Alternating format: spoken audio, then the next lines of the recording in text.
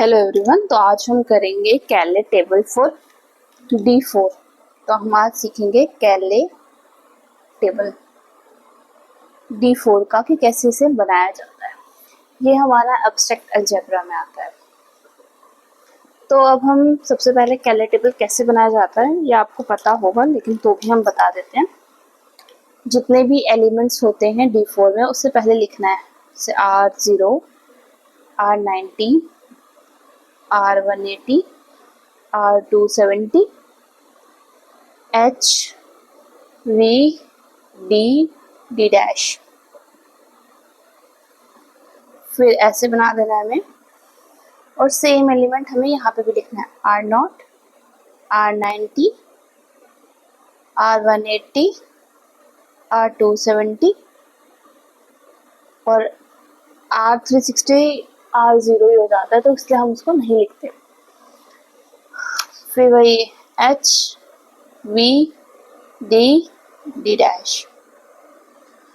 तो अब देखते हैं, देखो अगर हम R0 को आधे, तो मतलब ये जो फर्स्ट लाइन है वो एज इट इज ही हम लिख देंगे, इसमें कोई चेंजेस नहीं आएंगे। ये ट्रिक है तो ट्रिक की तरह ही समझिएगा।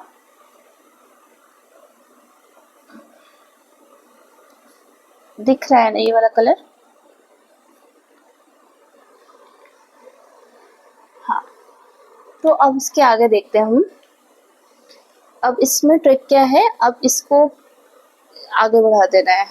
देखो जैसे कि R0 पहले था, अब क्या आगे आएगा, R90, फिर 180, फिर 270, फिर आ जाएगा R0।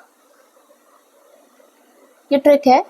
पहले हम एक एक आगे स्टेप कर देंगे, मतलब R0 को अब नहीं लिखेंगे, अब किसको लिखेंगे, R90 से स्टार्ट करेंगे। तो R90, 180, R270, फिर उसके बाद फिर R0 आ जाएगा, मतलब 0।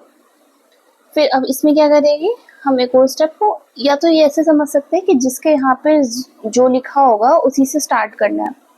जैसे यहाँ पे R90 लिखा है, यहाँ से R90 से स्टार्ट करना है। वरना वो भी आप याद कर सकते हैं कि पहले ये वाला स्टार्ट करिए तो फिर ये वाला। अब 180 से स्टार्ट है तो 180 लिखेंगे पहले, फिर R270, फिर उसके बाद R0 या 360, कुछ भी लिख सकते हैं आप, R0 या। फिर उसके बाद हमारा आ जाएगा R90। अब ये 270 से स्टार्ट हो रहा है, तो अब हम 270 पहले लिखेंगे, R270, फिर R0, फिर R190, फिर R180। अब हम दूसरे कलर का स्टार्ट करेंगे। तो अब जैसे कि आप देख रहे होंगे, अब हमें इसको याद करना है। इसको कैसे याद करेंगे, तो पहले हम इसको चेंज कर देंगे, D डैश पहले लिखेंगे, D डैश, फिर D, और इस दोनों को एज इट इज लिखेंगे, H और V को। फिर उसके बाद क्या करेंगे हम, अब क्या करेंगे, इसको एज इट इज लिखेंगे VH, फिर अब इसको एज इट इज लिखेंगे, मतलब इसको उल्टा करके इसको एज इट इज लिखना है जैसे पिछली बार में किया। फिर उसके बाद इसको उल्टा कर देना है फिर से, फिर इसको एज इट इज लिखना है। तो होपफुली ये वाला आपको समझ में आया होगा। फिर उसके बाद हमें अब ये याद करना है, तो पहले हम ये देख लेंगे, फिर बाद में इसको करेंगे, ठीक है। तो अब देखते हैं, इसको स्टार्ट करना R0, R180, फिर R90, फिर R270। तो जब यहाँ तक आ जाए तो इसको क्या करना है, 0, 180, 90, 270, मतलब 180 का डिफरेंस होना चाहिए। पहले क्या करते हैं, 180 का डिफरेंस, 90 और 270, 180 का डिफरेंस। फिर दूसरे वाले में इसका उल्टा कर देंगे, 180 तो R0, R270 तो R90। ये रिवर्स में चला दिया हमने, इसको रिवर्स कर दिया। फिर इसके बाद आता है हमारा R90। अब देखो इससे स्टार्ट किया था 0 का उल्टा लिख दिया है, पहले R270 आएगा, फिर R90 आएगा, फिर ये R180 आएगा, फिर यहाँ पे ये 0 हो जाएगा, सॉरी फॉर दिस। और उसके बाद फिर ये R90 से स्टार्ट होगा, फिर R270, फिर ये R0, फिर ये R180 से स्टार्ट होगा। फिर अब इसको कैसे याद रखेंगे, तो इसको याद करने की ट्रिक है कि इस वाले को एज इट इज यहाँ पे लिख दो, इस वाले को सीधा एज इट इज ऐसे लिख दो, ठीक है, और इस तरफ भी वैसे ही कर दो। अब कितने बाकी है, इतने बाकी है। तो यहाँ से भी इसको से थोड़ा सा ये भी गलत हो गया। पहले तो ये हमें vertically same as it is करना है, यहाँ पे गड़बड़ हो गई, H D V D dash होगा। फिर उसके बाद हम क्या करेंगे, वी डी को सीधा ऐसे लिख दो वी डी डैश, फिर एच डी को ऐसे ही लिख देंगे, मतलब रिवर्स में स्टार्ट करेंगे। यहाँ से स्टार्ट करेंगे पहले वी डी डैश, फिर एच डी स्टार्ट करेंगे।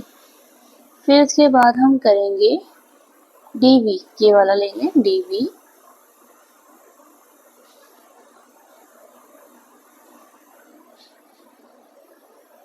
और डी डैश एच, पहले बीच की लेंगे फिर साइड की लेंगे, फिर डी डैश एच, फिर डी वी।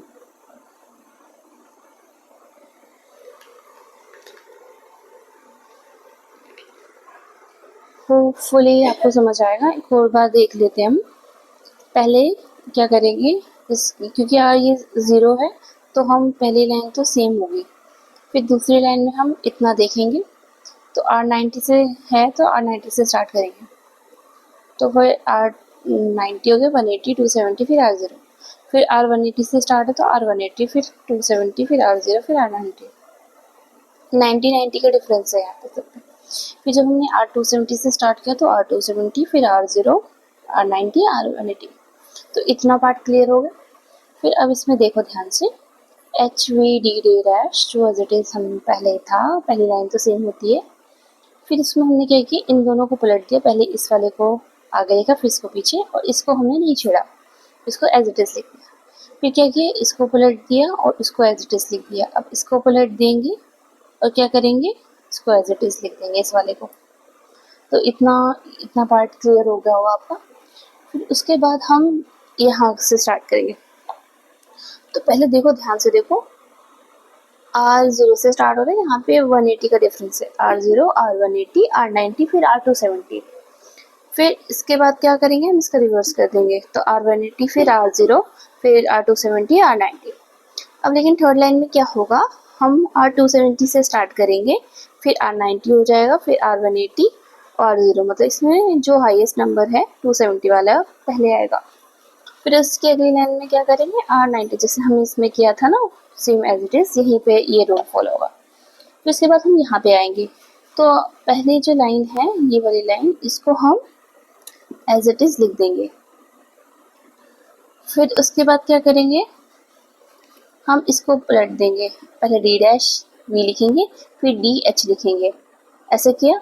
फिर उसके बाद हम क्या करेंगे, इसको पहले लिखेंगे, देखो ध्यान से देखिए, डी डैश और वी, जैसे यहाँ पे वी आया पहले और डी, यहाँ पे छेड़ा नहीं हमने कुछ भी, तो H D as same as आ गया। फिर उसके बाद हमने डी वी लिया, डी वी तो फिर डी डैश, मतलब ऐसे फिर ऐसे ली, ऐसे फिर ऐसे ली।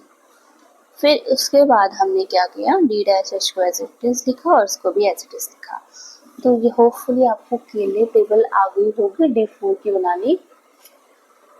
तो thank you for watching this video, thank you.